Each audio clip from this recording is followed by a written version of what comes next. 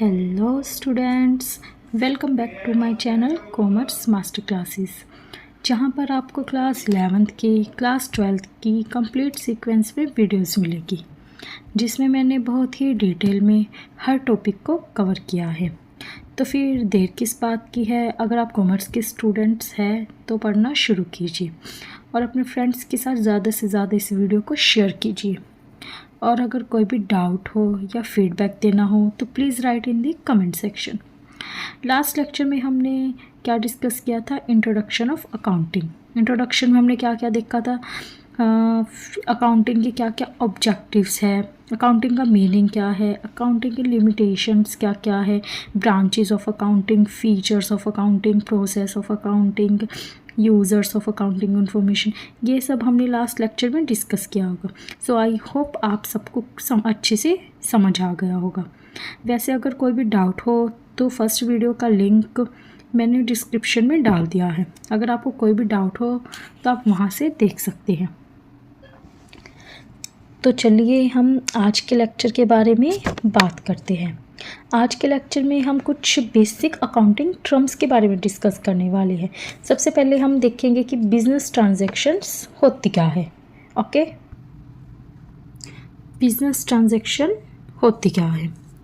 N event involving some exchange of something with monetary value between two or more entities. Such transaction is capable of change in financial position of enterprises. Business transaction क्या होती है? Business की वो financial transaction जिसमें दो parties involve हो, जिसमें to parties involve हो, जहाँ पर जैसे कोई सर्विस है, जो सर्विस ट्रांसफ़र हो रही है, या कोई गुड्स है वो एक्सचेंज हो रही है, उसमें दो पार्टीज़ इन्वॉल्व हो, उनको हम कहते हैं बिजनेस ट्रांजेक्शन। जैसे एग्जाम्पल ऑफ ऑर्गेनाइजेशन ने कोई गुड्स बाय किए या फिर गुड्स सेल किए, परचेज और sell of fixed assets, purchases of goods, receipts from debtors, ये सब क्या होती है? Business transaction. ओके, ठीक है। So now we will discuss about the features of transaction. अब हम ट्रांजैक्शन के फीचर्स पढ़ेंगे। फीचर्स में क्या क्या है? Concerned with money and money worth. जो ये भी बिजनेस के जो भी बिजनेस रिलेटेड ट्रांजैक्शन होते हैं उसका इफेक्ट क्या पड़ता है? मनी से। कौन सी ट्रांजैक्शन होती है? मनी से रिलेटेड होती है। Okay, arise out of the transfer of exchange of goods and services. इसमें जो भी गुड्स एंड सर्विसेज ट्रांसफ़र होती है वो ट्रांजैक्शन कही जाती है। It has effect on accounting equation. इसका अकाउंटिंग इक्वेशन पर भी इफ़ेक्ट पड़ता है। जो बिजनेस ट्रांजेक्शन्स होती है उनका अकाउंटिंग इक्वेशन पर भी इफ़ेक्ट पड़ता है। All transaction has got dual aspect. हर ट्रांजेक्शन का ड्यूल एस्पेक्ट होता है। जैसे जो भी ट्रांजेक्शन की जाती है, फाइनेंशियल ट्रांजेक्शन जो भी होते हैं, उनका दोनों अकाउंट्स पे इफेक्ट होता है, डेबिट साइड भी और क्रेडिट साइड भी। Every financial transaction is recording in two accounts. Okay, done. Next, so now we will discuss about the meaning of capital. अब हम कैपिटल का मीनिंग जानेंगे कि बिजनेस में कैपिटल का मीनिंग होता क्या है। वो धन, मतलब वो संपत्ति, वो एसेट जो व्यवसाय के स्वामी ने, जो बिज़नेस का ओनर है, उसने बिज़नेस में इन्वेस्ट की हुई है, उसे हम कैपिटल कहते हैं। वो कैश में भी जो भी मतलब बिजनेसमैन ने अपने बिजनेस में इन्वेस्ट किया हुआ है उसे हम कैपिटल कहते हैं। कैपिटल में क्या क्या आता है? कैपिटल कैश, जो भी कैश लगाया हुआ है बिजनेसमैन ने अपने बिजनेस में, जो भी गुड्स, जो भी एसेट के रूप में हो सकता है, ये सब कैपिटल होती है। बिजनेसमैन द्वारा लगाई गई इसी कैपिटल की हेल्प से ही बिजनेस में कोई भी माल या फिर कोई भी एसेट है वो खरीदी जाती है। जो कैपिटल की वैल्यू है वो फाइंड आउट करने के लिए सबसे पहले तो हमारी जो करंट एसेट होती है या फिक्स्ड एसेट होते हैं उनको जोड़कर उनमें से जो लाइबिलिटीज़ है, जो भी हमारे क्रेडिटर्स है, उनको घटा दिया जाता है। फिर हम कैपिटल की राशि ज्ञात कर सकते हैं। उससे हमें पता चल जाता है कि हमारे बिजनेस में कितनी कैपिटल लगी हुई है। ओके, अब हम चलते हैं नेक्स्ट पॉइंट पर, मीनिंग ऑफ ड्राइंग। अब देखते हैं ड्राइंग होता क्या है। Any type of withdrawal in cash or kind by the owner from the business for his or her personal use. Businessman ने अपने बिजनेस से कोई भी पैसा निकाला अपने पर्सनल यूज़ के लिए, ठीक है, कैश में निकाला हो या फिर कोई एसेट के रूप में यूज़ किया हो, जैसे कोई माल लिया हो या फिर बिजनेस से, ठीक है, वो सब उसने अपने पर्सनल यूज़ के लिए लिया हो तो उसको हम कहते हैं drawing. Example of school fee for the owner son paid from business account.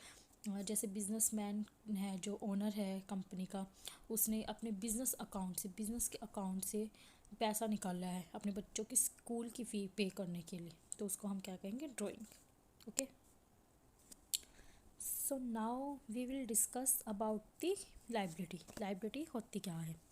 Liability are the obligations or debts a business is obliged to pay in future.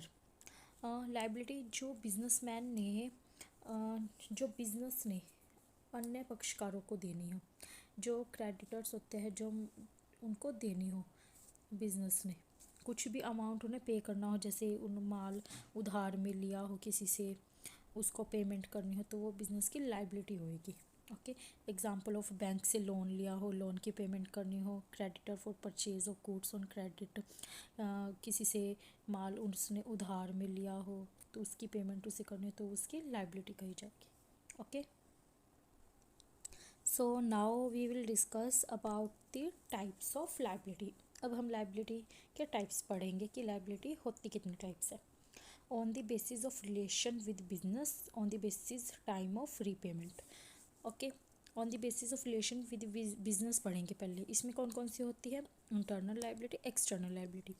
Internal liability कौन सी होती है? वो सभी लाइबिलिटी जो बिजनेसमैन ने, जो business ने अपने ऑनर्स को देनी है, ऑनर्स को पेमेंट करनी है, जैसे कि कैपिटल हो गई, शेयर हो गया, बिजनेस का प्रॉफिट हो गया, जैसे रिजर्व प्रॉफिट हो गए बिजनेस के, वो सब क्या होती है? Internal liability. Then external liability. External liability कौन सी होती है? जो बिजनेस ने बाहर वालों को देनी होती है। Okay, example of telephone bill की पेमेंट करनी हो, जैसे क्रेडिटर्स की पेमेंट करनी हो, बैंक ओवरड्राफ्ट्स की पेमेंट करनी हो, लोन्स की पेमेंट करनी हो, ये सब क्या होती है? External liability. Okay, then we will discuss on the basis time of repayment. Repayment की बेसिस पर हम देखते हैं लाइबिलिटी कौन कौन सी होती है। इसमें है करंट लाइबिलिटी और non current liability. Current liability कौन सी होती है? ऐसी लाइबिलिटी जिसकी पेमेंट हमें 1 ईयर के अंदर अंदर करनी होती है। इसमें क्या थे? वेजेस पे करनी होती है, या फिर बैंक ओवरड्राफ्ट्स होते हैं, बिल पेबल हो गए, क्रेडिटर्स हो गए, आउटस्टैंडिंग एक्सपेंसेस हो गए, या फिर हमारे शॉर्ट टर्म के लोन्स हो गए। ये सब हमारी क्या होते हैं? Current liability. Then non current liability. Non current liability क्या होती है? 1 ईयर से ज़्यादा, मतलब 1 ईयर से ज़्यादा समय के बाद जिसकी पेमेंट करनी होती है, वो लाइबिलिटी होती है non current liability. Example of bank loan, long term loans हो गए, डिवेंचर्स हो गए। ओके, अब हम चलते हैं नेक्स्ट पॉइंट पर। Now we will discuss about the assets. Assets क्या होती है? Assets are the resources owned by an enterprise having some economic value of measurable in terms of money. Asset क्या होती है?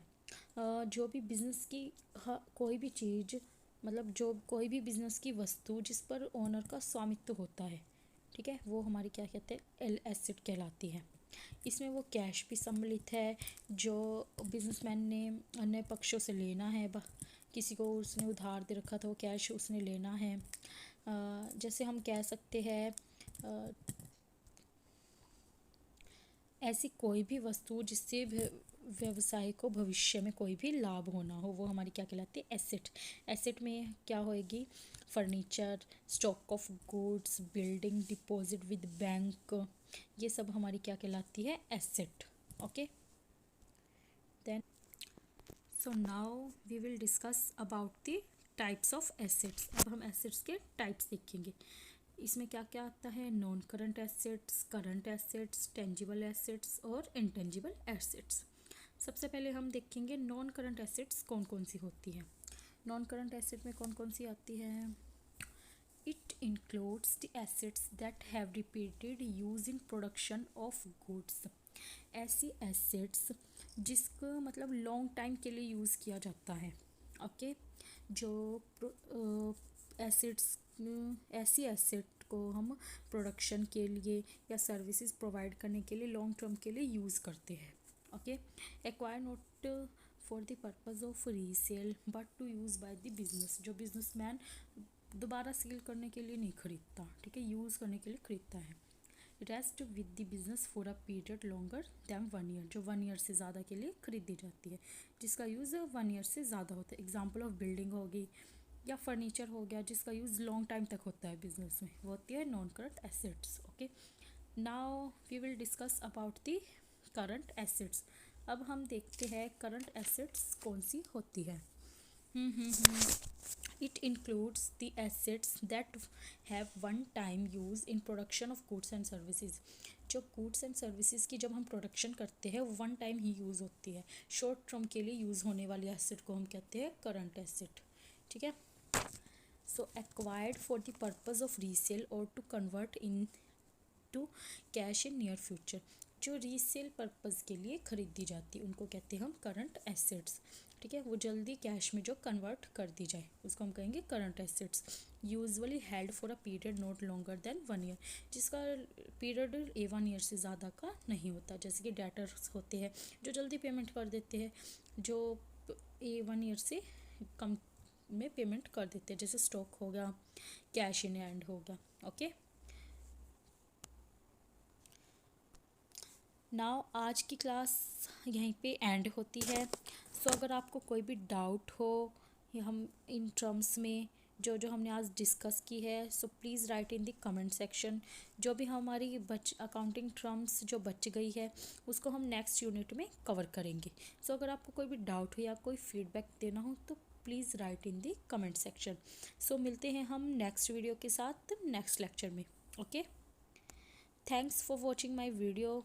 अगर आपको ये वीडियो अच्छी लगी हो तो प्लीज़ लाइक सब्सक्राइब करना ना भूलें। Thank you.